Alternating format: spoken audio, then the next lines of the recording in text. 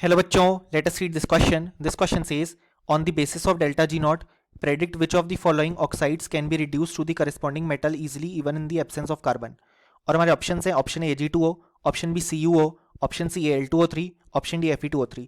सो इस क्वेश्चन में कहा गया है कि on the basis of delta G not हमें ये प्रेडिक्ट करना है कि इनमें से कौन सी ऑक्साइड यहाँ पे अपने करस्पॉन्डिंग मेटल में रिड्यूस हो जाएगी even in the absence of carbon.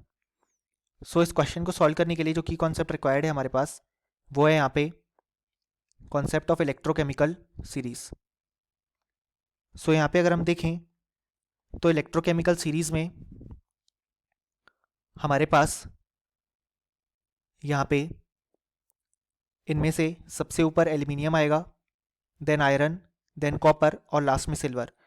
अब यहाँ पे सिल्वर लास्ट में आ रहा है, यानी कि बेसिकली इसकी रिड्यूस होने की टेंडेंसी जो है वो यहाँ पे सबसे ज़्यादा है, यानी कि बेसिकली ये अपने यहाँ पे Ag+ वाले फॉर्म से इलेक्ट्रॉन एक्सेप्ट करके आसानी से Ag सॉलिड में जा सकता है.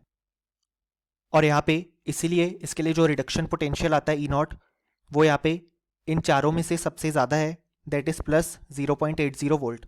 अब हम जानते हैं कि जो डेल्टा G0 होता है उसे हम लिख सकते हैं -NF E0, जहाँ पे F है फेराडे यानी कि 96,500 कूलम, N है नंबर ऑफ इलेक्ट्रॉन्स. सो यहाँ पे हमारे पास E0 जितना ज़्यादा पॉजिटिव होगा डेल्टा G0 उतना ही ज़्यादा नेगेटिव होगा, और जितना ज़्यादा नेगेटिव होगा डेल्टा G0 उतनी ही वो रिएक्शन स्पॉन्टेनियस होगी, यानी कि ईजिली हो पाएगी.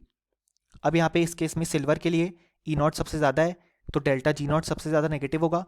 इसी कारण से यहाँ पे जो सिल्वर अपनी ऑक्साइड के फॉर्म में प्रेजेंट है Ag2O में, इसमें सिल्वर हमारे पास Ag+ के फॉर्मेट में प्रेजेंट है क्योंकि यहाँ पे ऑक्सीजन पे 2- चार्ज है, तो ये यहाँ पे ईजिली रिड्यूस हो जाएगा अपने करस्पॉन्डिंग मेटल में even in the absence of carbon.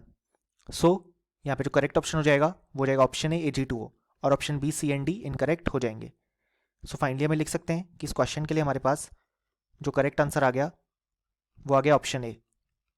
Hope you understood it well. Best of luck.